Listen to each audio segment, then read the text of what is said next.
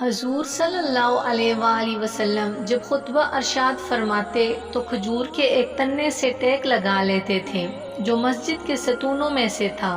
پھر جب حضور صلی اللہ علیہ وسلم کے لیے ممبر بنا دیا گیا تو آپ اس پر جلوہ گر ہوئے، تو جس تنے کے پاس آپ خطبہ پڑھتے تھے وہ رونے لگا، قریب تھا کہ پھٹ جاتا۔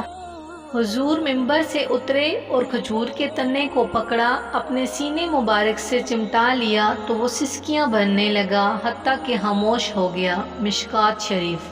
اس ستون کا نام حنانہ ہے۔ رونے کی آواز سب صحابہ نے سنی۔ جمعہ والے دن حضور صلی اللہ علیہ وسلم اس سے ٹیک لگاتے تھے اور یہ ستون حضور صلی اللہ علیہ وسلم کی پشت مبارک کے بوسے لیتا تھا۔ اس سے حضور صلی اللہ علیہ وسلم کی جدائی برداشت نہ ہوئی تو وہ زاروں قطار رونے لگا۔ یا اللہ ہمیں بھی حضور صلی اللہ علیہ وسلم کی محبت میں جینا مرنا نصیب فرما، آمین۔ اس طرح کی مزید اسلامک ویڈیوز دیکھنے کے لیے ہمارے چینل کو سبسکرائب کیجیے۔ شکریہ۔